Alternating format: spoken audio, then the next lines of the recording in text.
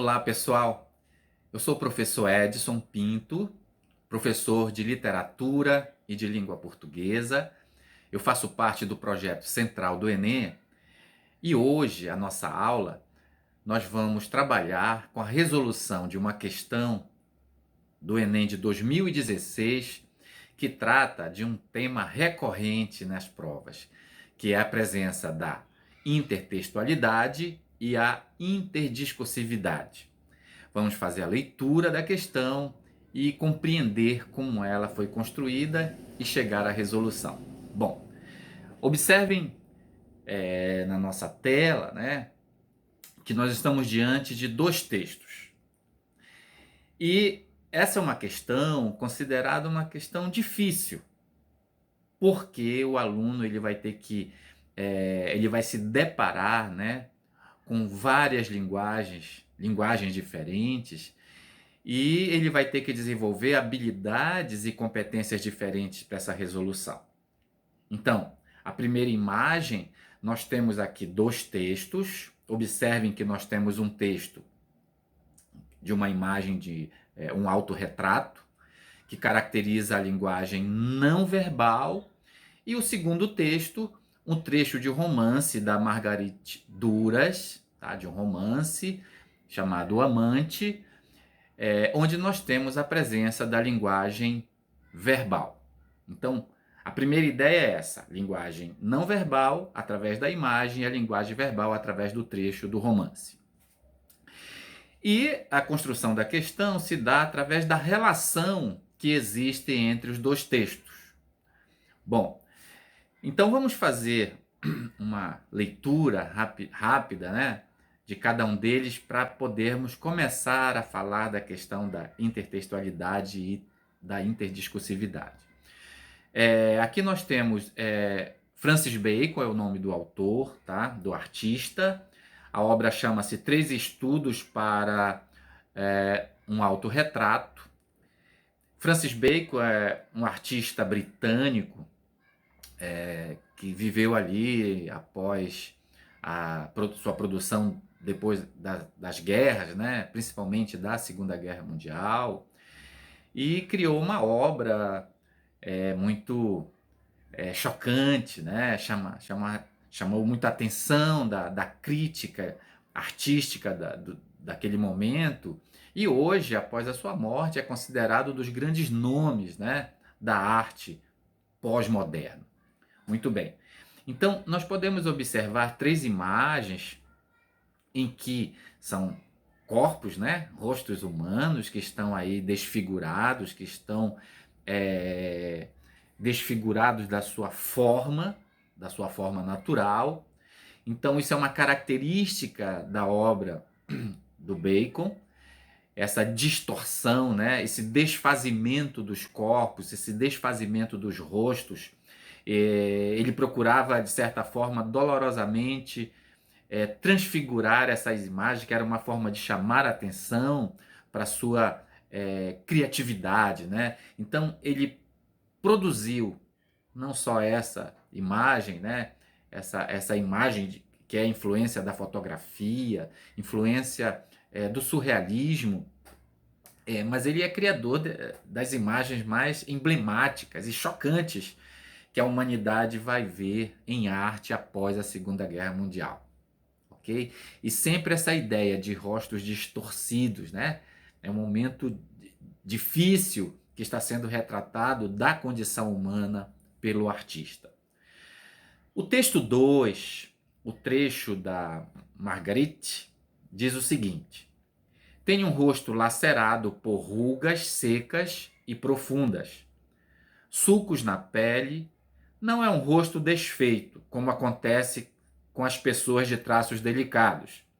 O contorno é o mesmo, mas a matéria foi destruída.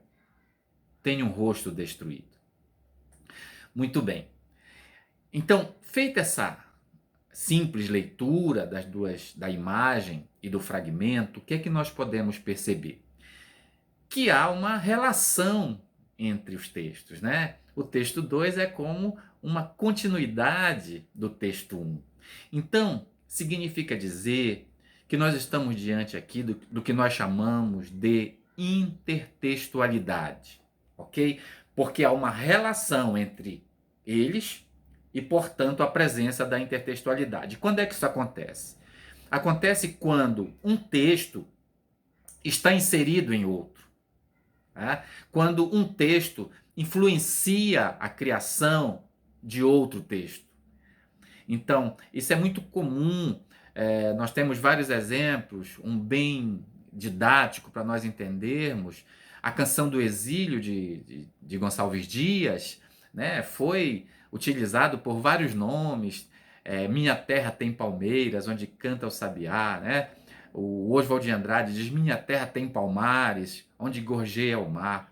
Então, a base da criação do Oswald de Andrade foi a Canção do Exílio de Gonçalves Dias, né? Então, há a base de um para a construção do outro. Então, nós temos aqui a presença da intertextualidade.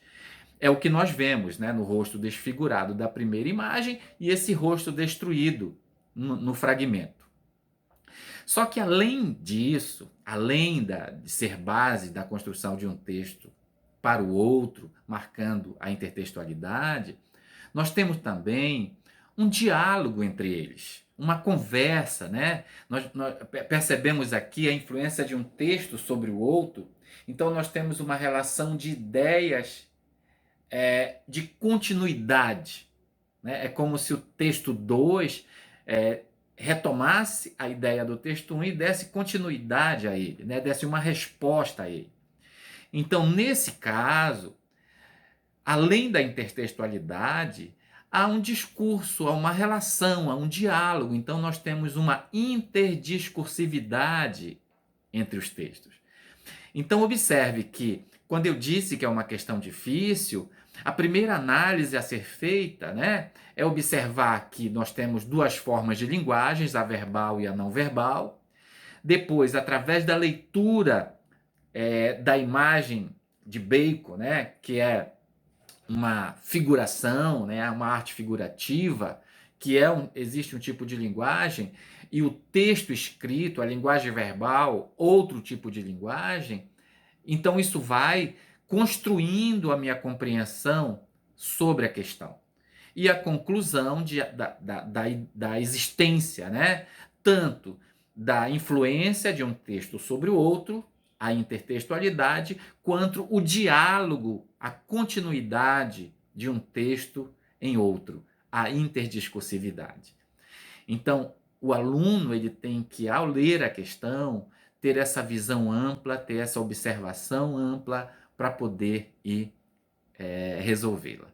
Vamos à questão, vamos ler e compreender ainda mais a resolução.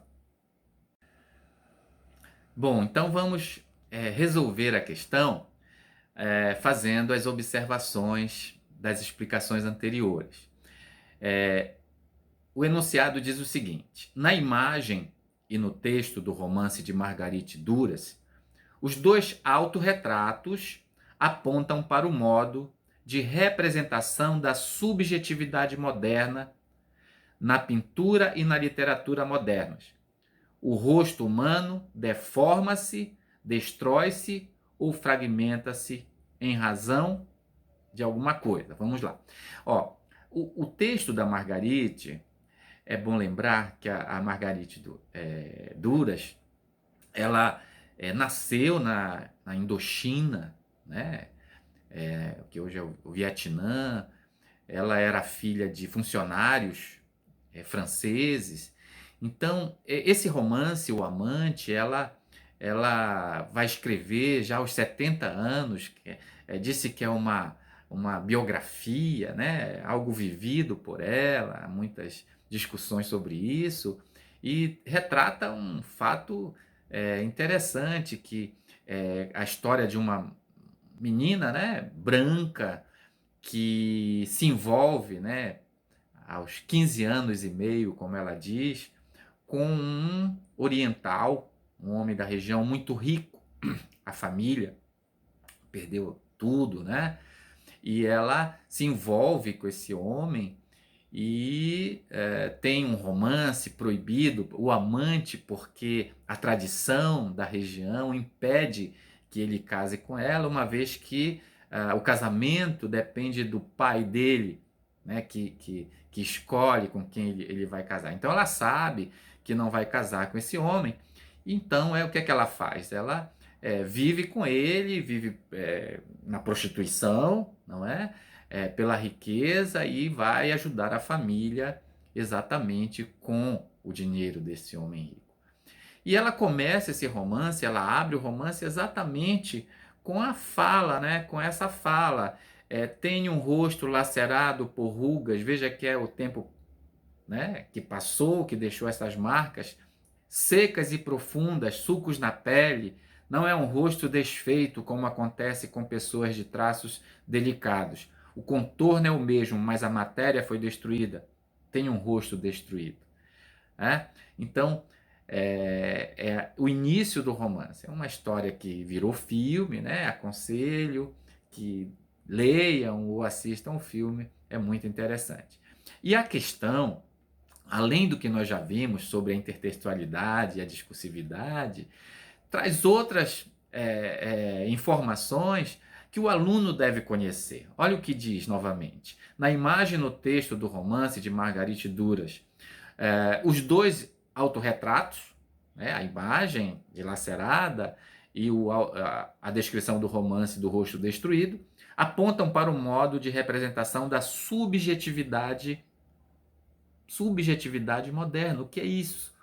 Né? A subjetividade moderna, esses estudos começam ali exatamente no pós-guerra, tá? Que é essa visão do artista, essa visão pessoal desse mundo, né? Que se autodestrói, quem somos, para onde vamos, que civilização é essa, né? Então é pessoal, é íntimo, essa visão particular de cada artista sobre esse mundo agressivo, sobre esse mundo violento. Então, sobre a perspectiva da subjetividade moderna, é que a pergunta nasce, né? E faz referência às artes, olha, na pintura e na literatura modernas. O rosto humano deforma-se, destrói-se ou fragmenta-se em razão. Aqui eles estão pedindo uma percepção do que está acontecendo na história, naquele momento. Tanto do ponto de vista positivo, o que é positivo nesse momento.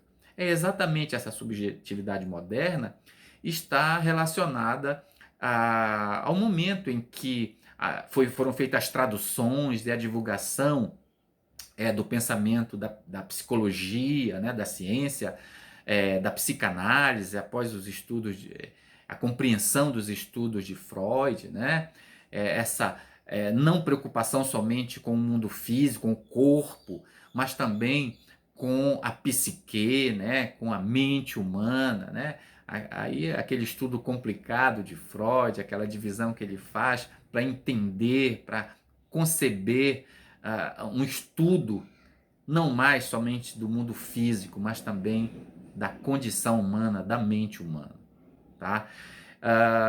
Então, aqui a pergunta, ela nos induz a pensar sobre essa subjetividade moderna ligada à ciência, à psicanálise, à psicologia, e também por que eles fazem obras com essa visão profundamente angustiante, triste, destrutiva do próprio corpo, né? Por que eles fazem isso?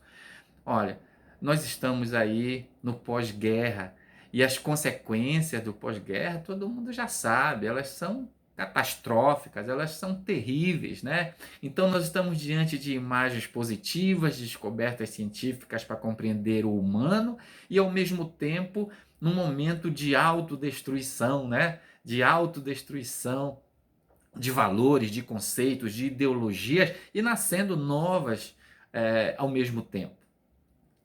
Muito bem, então a letra A, vamos ver o que diz.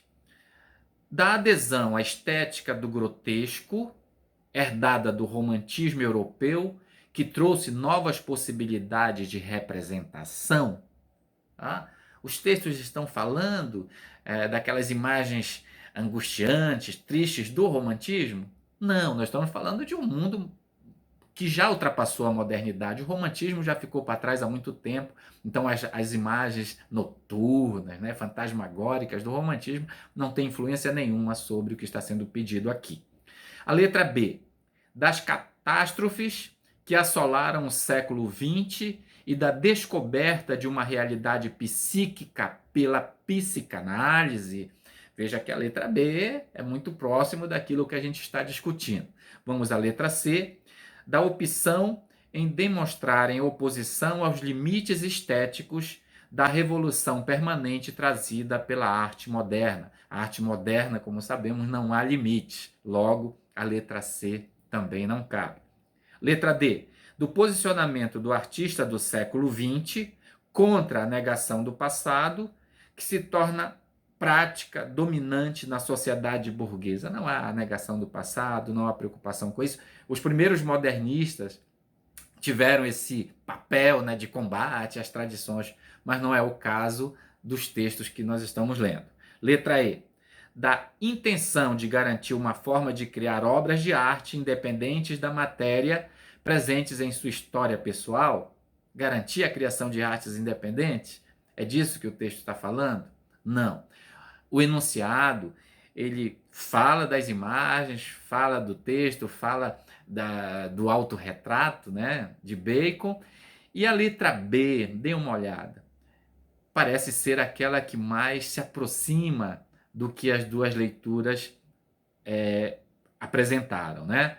Então, das catástrofes que assolaram o século XX, as guerras, as duas grandes guerras, e da descoberta de uma realidade psíquica pela psicanálise. Então, as imagens autodestruídas, né, dos dois textos, e ao mesmo tempo essa reflexão, essa percepção, né, essa subjetividade moderna presente, né, no discurso que se entrelaça dos dois textos. Então, é uma questão que não é muito simples, leu, resolveu, né? Requer uma habilidade maior, uma competência de compreensão das linguagens, né? Da linguagem das artes, da linguagem verbal, não verbal, né? Da compreensão do discurso, da relação do texto como discurso, da interrelação dos textos, ou seja, da intertextualidade. E a prova do Enem todos os anos, né, trazem questões como essas. Então vamos ficar atentos, leiam. A leitura é sempre uma forma de descoberta importante para que a gente faça uma boa prova.